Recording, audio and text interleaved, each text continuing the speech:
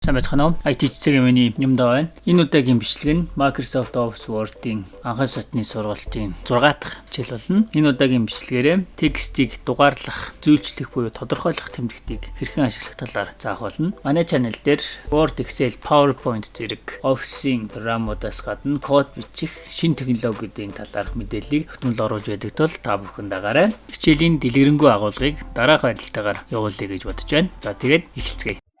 Тодорхойлох хэсгийг хэрхэн хийхийг одоо заагаад явцгаая. Энийг нь болохоор bullets гэж нэрлэдэг байгаа. Тодорхойлох цэгэн дээр нь дарах юм бол иймэрхүү цэг гарч ирдэг. Жишээлх юм бол enter дарах юм бол дараачихан мөр рүү ордог байгаа.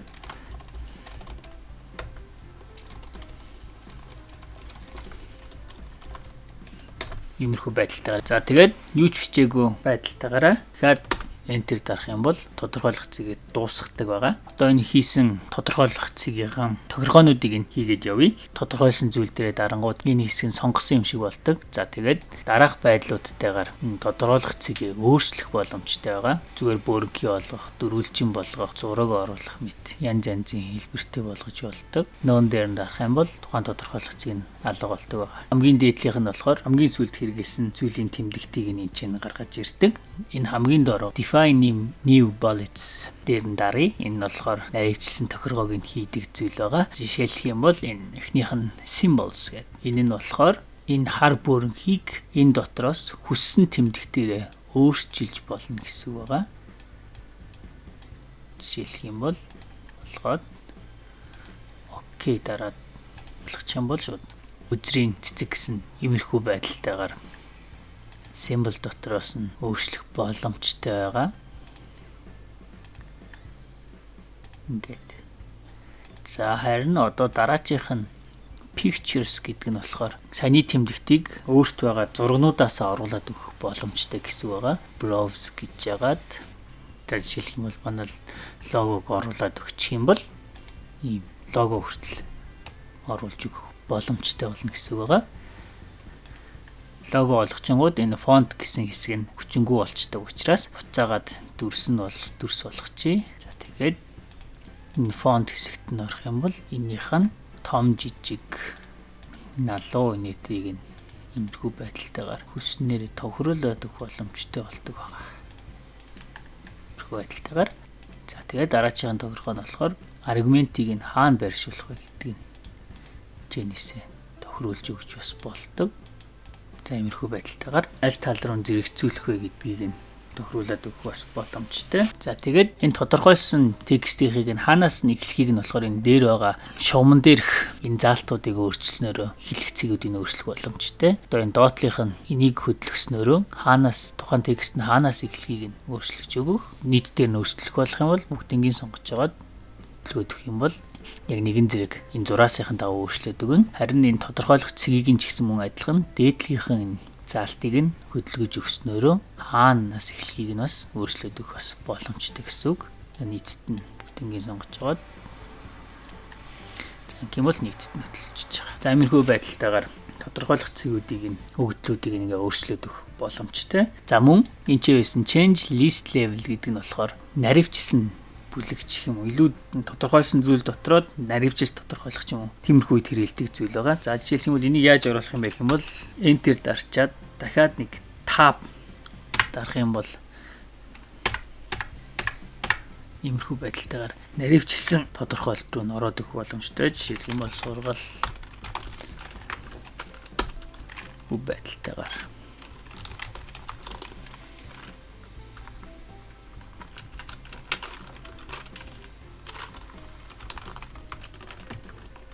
иймэрхүү байдалтайгаар за тохиргоонуудыг нь мөн define bullet гэдгээр нь өөрчлөж өгөх боломжтой. Change list level гэдэг нь болохоор одоо ингээд харж байна. Энэ хамгийн дээдлийнх нь level 1 гэж харагдаж байгаа. Level 1-ийнх нь тодорхойлолт. За тэгээд илүү наривчилсан хэлбэртэй тодорхойлолт руу дараачихын шатуу нь ороод явах боломжтой гэсэн үг. Энэ тус бүр дээр нь define bullet гэдэг өгөгдлүүдийг нь өөрчлөж өгөх боломжтой гэсэн үг байгаа. Гэх юм бол юм чихт.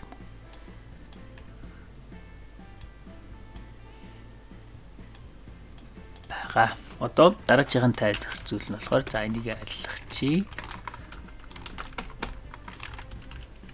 Одоо болохоор дугаарлалтын хэсэг рүү оръё. За дугаарлалт нь бас саяны тодорхойлцсон үүдтэй ер нь бол адилхан дараах байдлуудаар хүснээрээ дугаарлаад яваад өгөх боломжтой. Тоо цэг гэж дугаарлах, тоо хаалт гэж дугаарлах, ромб тоогоор дугаарлах, үсгээр дугаарлах ч юм иймэрхүү байдалтайгаар дугаарлах боломжтой. За мөн балеттэйг адилхан өөрийн хүссэн тохиргоогоо хийгээд явах боломжтой. За энэ number style гэдэгт нь болохоор тоогоор дугаарлах юм уу? Үсгүүдээр Япон үсэг, хятад ханц, ромб үсэг бөөнхий дотор тоогоор ч юм уу хүссэн байдлаараа дугаарлаад явах боломжтой.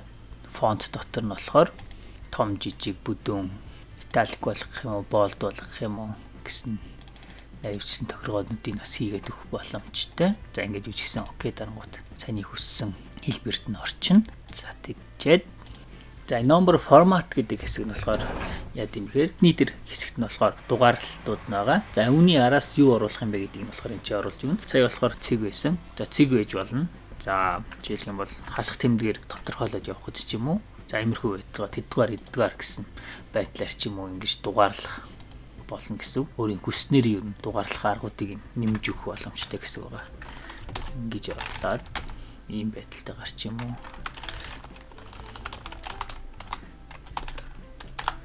Иймэрхүү байдалтай гарч юм. Дугаарлаад явах боломжтой. Ард нь давтагдах, байнга тогтмол байх текст хүртэл оруулж ирж болно гэсэн байгаа. За тэгээ аргумент нь болохоор мөн аль тал руугаа болох юм бэ гэсэн хэсэг. За иймэрхүү байдалтайгаар дугаарлалтыг бол оруулаад өгчөж болно. За эхлэх цэгийг нь мөн адилхан энэ дээрх шугамн дээрх зураасуудыг хөдлөснөөрөө за бүгдийг сонгоод өгч юм бол бүгдийн нэгэн зэрэг хаанаас текст эхлүүлэх юм бэ гэдгийг нь сонгоод өгөх боломжтой. За энэ ч нэг анхаарах зүйл нь болохоор энэ доотлынх нь дөрвөлжин дээр дарах юм бол аль аль нь хөдлөнө. Энэ хоёр заалт нь хоёлаа хөдлөнө. Дээдлийнхэн дээшээ харсан гурвалжин шигэмдээр дарах юм бол зөвхөн дээшээ харсан гурвалжингийн шугам нь хөдлөнө гэдгийг бас анхаараарай. За тэгээ одоо болохоор энэ дугаарлалтыг мөн дундаас нь эхлүүлэх бас боломжтой. Энэ жишээлбэл энэ set numbering value гэдэг. За энэ нь болохоор start new list гэдэг нь болохоор шинээр ийм дугаарлалт эхлүүлж байгаа учраас нэгээс нь эхлүүлнэ гэсэн үг. За энэ нь болохоор өмнө нь бас нэг ийм тооны дугаарлалт явж байгаад үнийг нь үргэлжлүүлж тоолох үед энийг сонгоно гэсэн үг. Дараа нь хэрхэн ашиглахыг тайлбарлах болно. За энэ чинээс нь set value дотор нь өөрхөн хүссэн тооноос энэ жигсаалтыг эхлүүлээд явах боломжтой. Тэгэд 10 болчингууд 10, 11, 12 гэдэг шууд дараачих нь дугаарууд эхлээд явчихж байгаа.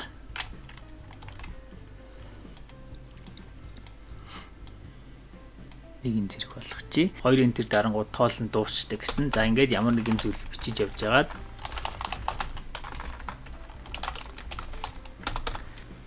дугаар оруулангууд дахиад шинээр 10-аар эхэлж байгаа. За энэ болохоор цүнийх нь тохиргоогоор шинээр эхлэх юм бол 10-аас эхэлнэ гэсэн тохиргоо хийцэн учраас 10-аас эхэлж байгаа. За энийг нь тэрхэн өмнөх нь 13 болгоод PowerPoint-ыг үргэлжлүүлэх юм байх юм бол энэ дээрээ дарж хагаад маусынхан баруун товчийг дарангууд энэ continue numbering гэж гарч ирсэн байгаа. За энэ дээр нь дараах юм бол шууд автоматар дараачихын тоонууд нь явдаг байгаа. Бас 10-аас эхэлчин. За энийг нь бас адилхан continue гэх юм бол 15 гэдэг иймэрхүү байдалтайгаар явна. За харин үргэлжлүүлсэн тоогоо дахиж шинээр эхлүүлэх юм бол юм. За одоо энийг нь 10-аас эхлүүлэхгүй нэгээс эхлүүлдэг иймэрхүү байдалтайгаар тооныхон дугаарлалтуудыг хийгээд явах боломжтой болно. За энэ нь болохоор бас тав дарангууд юм наривчлсан хэсэг рүү оруулаад өгөх боломжтой. Энэ дотроос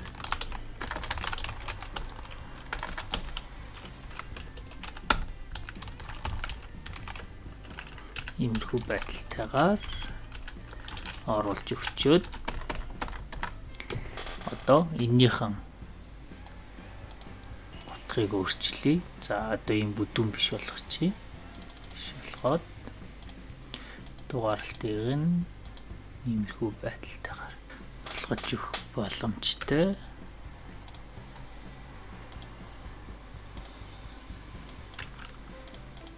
Саяных X гээд 10-аас эхлээд байсан учраас за нэгээс эхлэхээр болгосон байгаа. За энэ чинь set numbering дээр нь одоо болохоор нэгээс эхлэхээр болгосон байгаа. 10-аас эхлэхээр болонгууд rom bor яаж илэрхийлдэг тэрээр нь доорнд нь гарч ирж байгаа. нэгээс эхлүүлдэг болох чинь. За иймэрхүү байдалтайгаар наривчлсан дугаарлалтыг бас хийгээд явах боломжтой. За харин бас өөр маркаар бас наривчлсан дугаарлалтыг хийгээд явах боломжтой. Жишээлбэл урд нь тэмдэгт оруулаад гэх юм бол иймэрхүү байдалтайгаар 10-ын TID гэсэн байдалтайгаар бас дугаарлалт хийгээд явах боломжтой. Set number-ыг иймэрхүү байдалтай. За тэгээд аргумент нь илүү яаж ажиллаж байгааг нь илүү нарийн харах боломжтой. Одоо left дээр нь байх юм бол зүүн талынх нь нэгнийх нь дагуу шахагтаад нэг игнэнд орно. За тэгээд center болгочих юм бол голдоо иймэрхүү байдлаар шахагдана. Баруун болгочих юм бол энэ баруун талдаа нэг игнээ болохоор иймэрхүү байдлаар шахагдаж орж ирж байгаа. Тэгээд change level дээрээс нь харах юм бол нарийн энэ тодорхойлолтуудыг хараад өгөх боломжтой. За энэ чинээс нь өөрчилж өгснөөрөө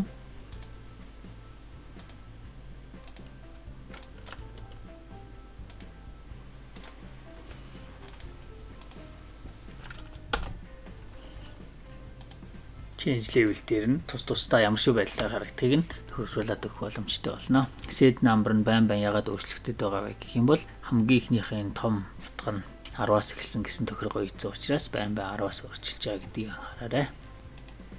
За тэгээд change level-ийг нь ийшээ ороод change level хийж исэн бол заавалч үтгэхгүйгээр энүүгээр change level-ийг нь хийгээд явах боломжтойг бас анхаараарай. За тэгээд саяны хоёроос ерөнхийдөө юм жигсаалт тодорхойлолт дугаарлалтыг бол ерөнхийдөө хэрэглээд сурсан байх гэж бодож байна. За хамгийн сүүлд энэ 3 дахь энэ сонголт нь яадаг юм бэ гэх юм бол янз янзын жигсаалтыг үүсгэж хэрэгэлдэг гэдэг байгаа. За жишээлх юм бол энэ чэнэс нь наривчлсан жигсаалтыг хийгээд өгөх боломжтой гэсэн байгаа. За эхлээд тооллого байгаад 2 дахь төвшөнд нь болохоор үсгээр тодорхойлоод явдаг. За иймэрхүү байдлаар илүү наривчлснаар тохиргоог нь хийгээд явах боломжтой гэсэн байгаа. За одоо энэ дээр жишээ олгоод энэ дээр хийж үзүүлье. За энийг нь болохоор level 2 болгочихъя. За энэ доторх хичээллүүдийг нь болохоор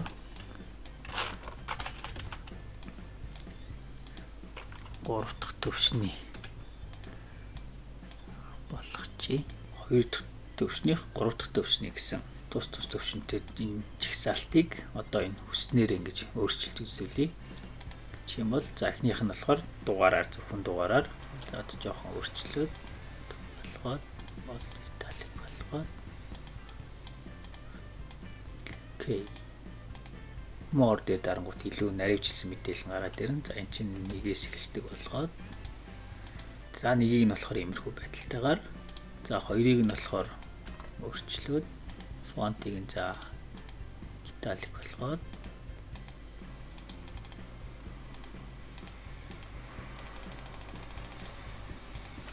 ромбар тоолдог. За хоёрыг нь нэмэр. За гурыг нь болохоор үсгээр тоолдог болгоод за ингээд тусад нь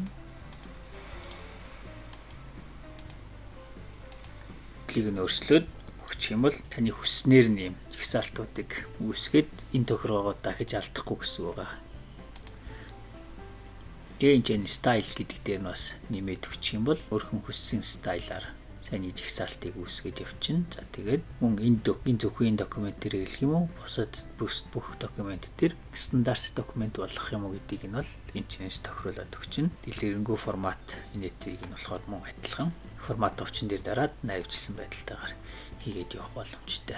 Иймэрхүү байдалтайгаар дугаарлалт тодорхойлолтыг энтриг хийгээд өгчих юм бол та дахин листийн тохиргоог хийхгүйгээр мөн өөртөө таарсан өөрхөн бичиж байгаа бичиг баримттай таарсан жигсаалтыг үүсгэж өгөх боломжтой гэсэн үг юм аа. За ингээд өнөөдрийн хичээл үгээр дуусч байна. Өнөөдрийн хичээлээр юу хийж чаддаг болсон бэ гэх юм бол тодорхойлох цэгүүдийг хэрхэн оруулах вэ? Тодорхойлох цэг дээр өөрхөн хүссэн тэмдэгт зураг энтрийг оруулах, хэрхэн дугаарлах, дугааруудыг хэрхэн шинээр эхлүүлэх үү, үргэлжлүүлэх үү гэдгийг заасан. Тэгээ өөр хүснээрээ жигсаалтаа үүсгэх боломжийг бас мэдж авсан байгаа. За ингээд өнөөдрийн хичээл ингээд дуусч байна. Анхаарал тавьсанд баярлалаа. Хичээлээ дуустал үзсэн танд баярлалаа. Үзсэн хичээлийнхэн талаар найз нөхөддөө шеэрлээрэй. Манай чанелыг subscribe хийгээд дараагийн хичээлээ цаг алдахгүй хүлээж аваарай.